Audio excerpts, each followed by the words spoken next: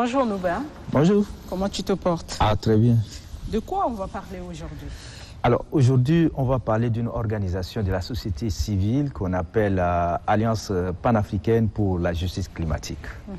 Voilà, c'est de ça qu'il est question aujourd'hui. Quelle est la mission de cette agence?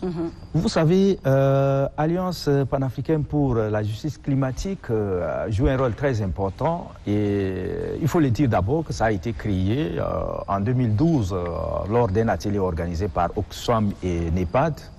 Les participants ont constaté qu'il y a un manque assez important de la part de la société civile. Une voix qui porte n'existe pas dans la lutte contre le changement climatique et ils se sont réunis pour créer ce qu'on appelle Alliance panafricaine pour la justice climatique. D'abord, c'est une organisation d'origine anglophone basée à Nairobi au Kenya. Et par la suite, les francophones ont intégré cette organisation qui aujourd'hui porte la voix de la population marginalisée ou la basse classe, on le dit, qui vivent cette population qui vit beaucoup dans le problème du changement climatique. Et nous, comme d'habitude, donc il y a un reportage pour mieux nous éclairer. Ok. Regardons. Merci. Alliance panafricaine pour la justice climatique s'active en réclamant justice climatique. C'est un cocktail d'organisations constitué de plus de 1000 organisations de 48 pays africains basées à Nairobi au Kenya. Cette organisation porte en elle une vision diversifiée basée sur les organisations communautaires, confessionnelles, les fondations, les communautés autochtones, des grands groupes d'agriculteurs et des pasteurs nomades. La section du Tchad s'apprête afin de participer à cette grande messe environnementale qui est la COP27. Nous subissons beaucoup de choses et nous revendiquons également afin que les producteurs les plus massifs, ceux qui produisent vraiment beaucoup et que nous on subit ces choses-là, qu'ils essayent de voir comment est-ce qu'on doit régler ce problème ensemble et qu'ils respectent également leurs promesses par rapport à ce problème climatique. En réalité, les pays pollueurs font semblant de nous aider, alors que réellement, ils sont là pour leurs intérêts. Et nous, en tant que pays qui subissons, nous adaptons, nous devons mener des luttes pour leur permettre à ce qu'ils puissent financer réellement les projets que nous montons, afin que nous puissions nous adapter. Dire le changement climatique d'une manière brutale, ça joue réellement sur nous parce que nous, on n'a pas encore atteint le niveau technologique où ils sont arrivés. Donc, ils doivent au moins faire une transition qui peut nous permettre de nous rattraper et financer la logique parce que quand ils se réunissent, au lieu de chercher à nous défendre ou soit notre protection, l'environnement qui nous concerne, c'est pour leurs intérêts qui se retrouvent et cela ne permet pas que nous puissions bénéficier d'une manière logique. L'objectif principal est de faire avancer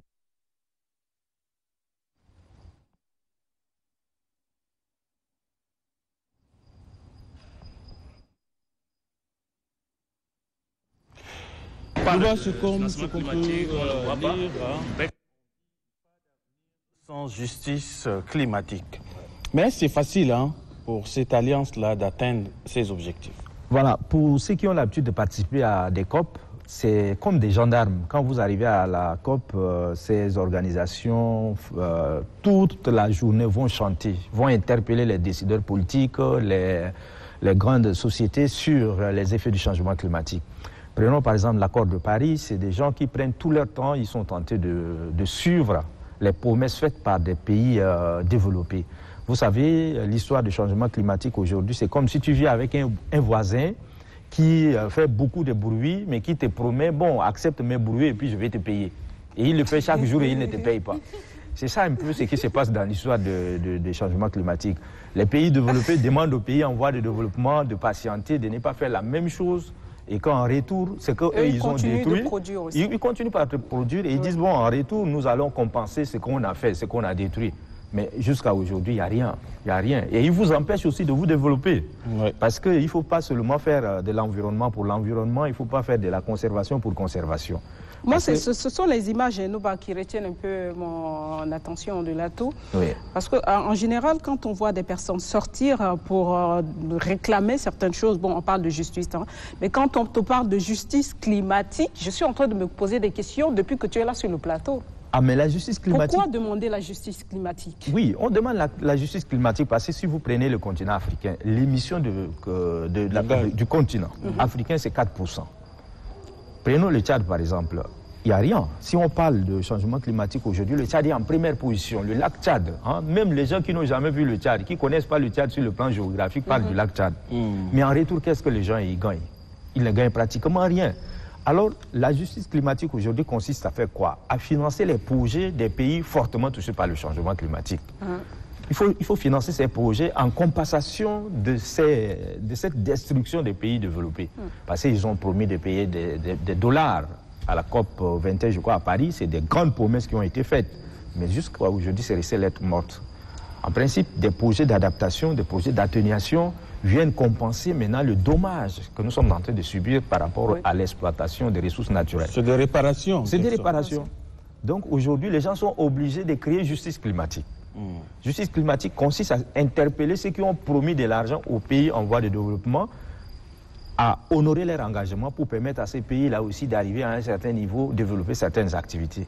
On vous interdit d'exploiter vos ressources naturelles, mais en même temps, on ne fait pas la compensation. Donc vous voyez, il y a un peu une difficulté de Mais là, dialogue. on parle de quoi au COP, là? Parce que le monde a organisé plusieurs COP, COP 21, COP 26. On parle de quoi justement si aujourd'hui la justice climatique n'est pas vraiment appliquée?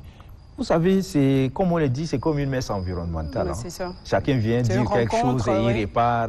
Il n'y a pas de suivi. Prochaine COP, on dit on répare. Voilà que la société civile dit non. Si vous dites quelque chose, soyez à mesure d'honorer ce que vous dites. Oui. Donc je disais tout à l'heure que c'est comme si ils constituent en sorte des gendarmes pour les accords. Donc ces gens, ils interpellent.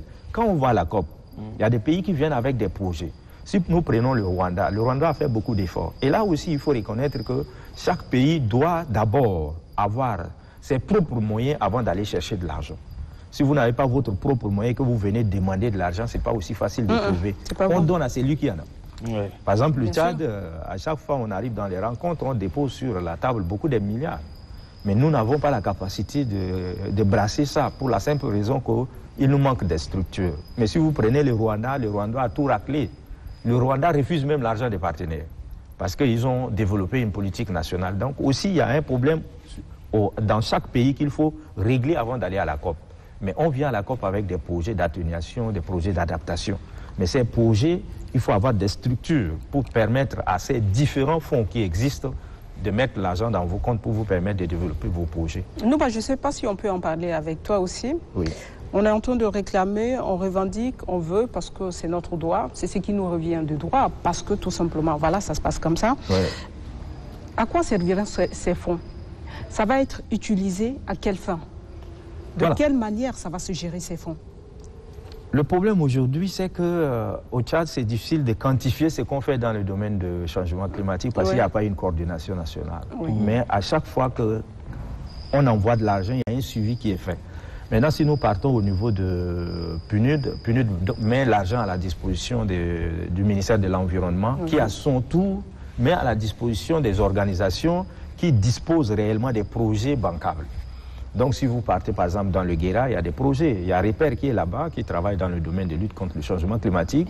Ici, au lac Tchad, nous avons Alliance mondiale contre le changement climatique qui a constaté que, bon, le lac Tchad est en voie de disparition. Pour permettre à la population locale de s'adapter, on essaye de créer des réserves d'eau à partir des rayons solaires.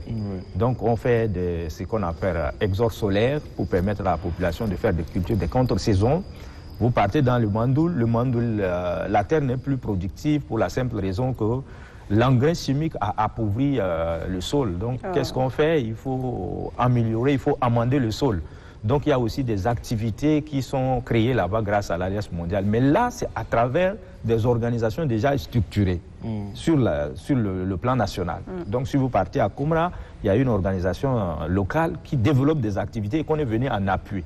Si vous partez dans le lac Tchad, cela existe aussi. Si vous partez à Amtimon, on est en train de créer aussi des nappes d'eau. On crée... Parlant de COP, parce que si on réclame justice, parce qu'il y a des promesses non tenues. Oui. Souvent, dans les COP, on fait des promesses, mais quand les promesses ne sont pas tenues, est-ce qu'il n'y a pas de suivi? Bon. Par exemple, si on promet au Tchad, voilà un projet de 10 milliards, de 20 milliards de francs CFA, un simple exemple, mais quand ça ne vient pas au Tchad, est-ce qu'il y a des suivis? Cette situation, quand les gens étaient à la COP 21 en France, à Paris surtout, quand il était question d'avoir des mécanismes juridiquement contraignants. Oui. Mais bon, par la suite, ça n'a pas été facile parce que, vous savez, dans les textes qui parlent du changement climatique, au départ, c'était des textes très rigoureux avec tu dois. Mais après, les gens ont changé les doigts avec on peut. Voilà, donc les termes ont changé. Donc c'est comme si c'est du volontariat. Je peux te promettre de l'argent, mais ne pas te donner par la suite. Mais tu n'as pas un mécanisme contraignant pour m'amener à te payer ça. Or, logiquement, c'est les pays en voie de développement qui doivent mettre sur pied ces mécanismes-là pour contraindre les pays développés à honorer leurs engagements. Parce qu'ils ont détruit la couche d'ozone par des exploitations industrielles à grande échelle. Donc aujourd'hui, ils doivent respecter des engagements. Mais est-ce que c'est possible d'arriver à cette fin et avoir des mesures contraignantes pour ces institutions-là? Parce que quand tu n'as pas de moyens, tu n'as pas de parole.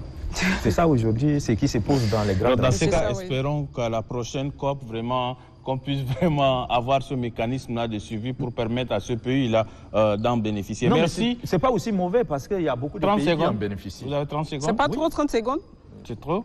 Il y a des pays qui en bénéficient, mais ce n'est pas à la hauteur de nos attentes seulement. D'accord. Mais il y a des efforts qui sont faits. Merci, Nouba. Voilà, merci. On n'est pas trop gentil avec toi, on te refuse même 30 secondes, mais c'est beaucoup. 10 secondes, c'est suffisant pour toi, Nouba. Merci beaucoup. Nous allons passer...